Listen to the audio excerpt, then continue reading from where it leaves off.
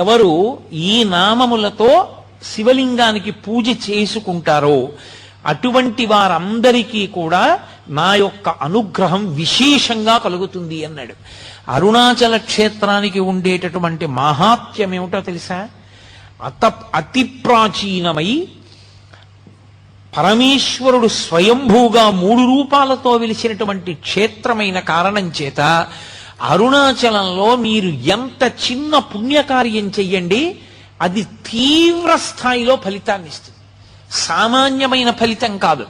అది ఏదో పుణ్యంగా మారి వచ్చే జన్మలో మీరు సార్వభౌముడవడం, ఏదో పుణ్యంగా మారి వచ్చే జన్మలో ఐశ్వర్యవంతుడవడం కాదు.